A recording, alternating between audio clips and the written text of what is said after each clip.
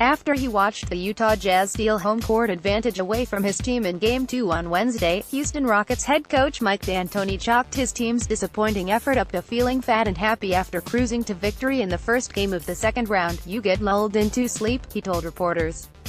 "You think this stuff's easy. It's not easy. This is the NBA. This is the conference semifinals.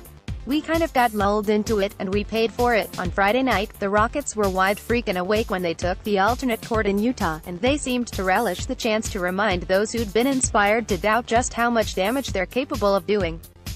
James Harden and Eric Gordon each scored 25 points. Chris Paul kept the ball on a string and the vaunted Jazz defense off balance. Clint Capella dominated the paint, and the Rockets led by as many as 38 points on their way to a devastating 113-92 Game 3 win that, frankly, wasn't nearly as close as even that final indicates.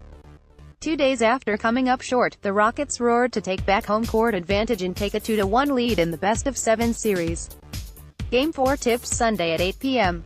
ET. Harden added 12 assists, 4 rebounds, 2 steals and a block to his 25 points, while Paul chipped in 15 points, 7 rebounds, 6 assists and a steal. Both played 31 minutes, they totaled 1 turnover. The scary thing, if you're a Jazz fan?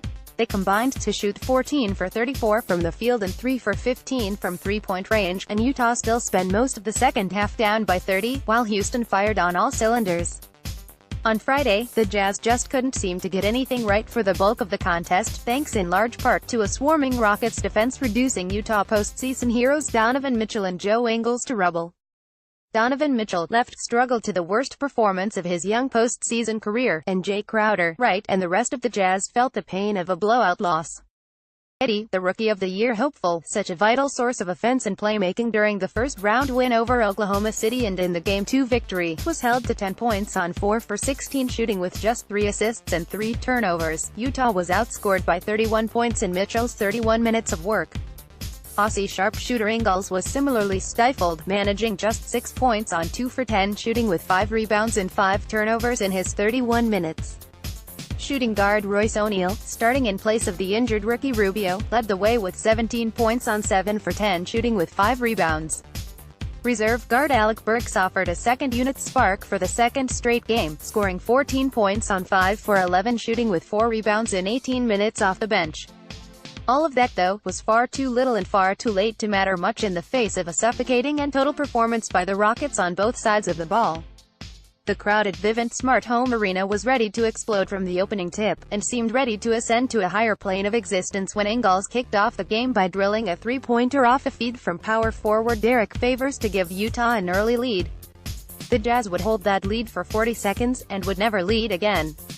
After a sluggish defensive outing in Game 2 that allowed Mitchell to get untracked as a facilitator and Utah's big men to feast with easy baskets at the rim, Houston cranked up the defensive intensity from the opening minute. Gone were the half-hearted switches and step-slow swipes as ball handlers drove past, replaced by attentive ball pressure, on-time rotations and active hands aimed at wreaking havoc. Houston racked up 8 steals and 7 blocks in Game 3, forcing 16 Jazz turnovers that turned into 19 Rockets points. 4 of those turnovers came in the first 5 minutes, as Harden, Capella, 11 points, 8 rebounds, 4 assists, 4 blocks, 2 steals, and swingman, Trevor Ariza, 11 points, 3 assists, 2 steals began using their long arms, quick feet and smarts to shut down passing lanes and force Mitchell and Ingles to try to make plays through traffic.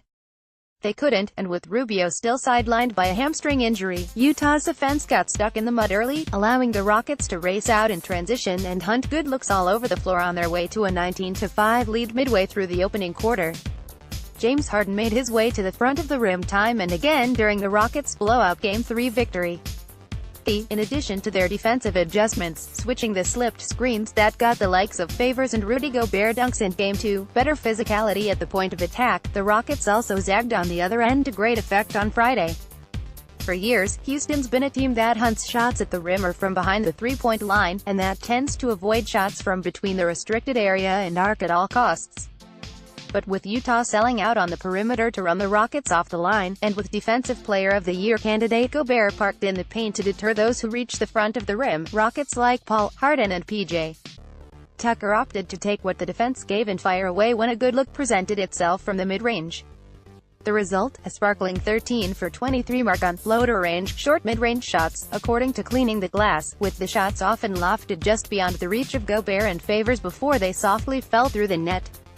That's not the way D'Antoni and the Rockets want to play, of course, but it proved an effective counterpunch on Friday, providing nearly as much point-producing value as their forays to the rim, where they went 15 for 22.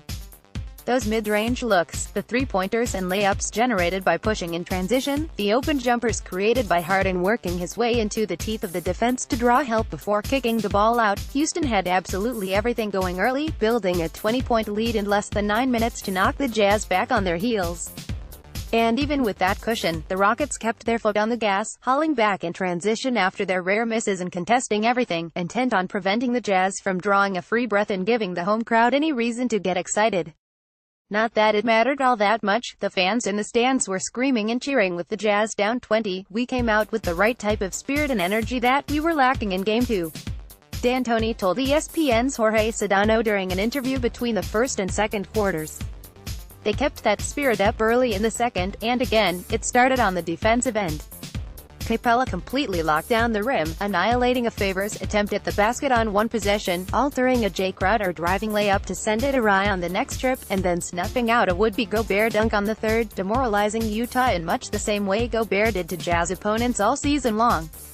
Utah's lone spark came midway through the second quarter, when O'Neal, an undrafted free agent out of Baylor in the 2015 draft, who started his career overseas and was playing in the G League in November before getting called up and working his way into Quinn Snyder's rotation, followed a pair of Jonas Jerebko free throws by scoring 7 straight points to cut the deficit to 15 with 6:01 to go in the opening half.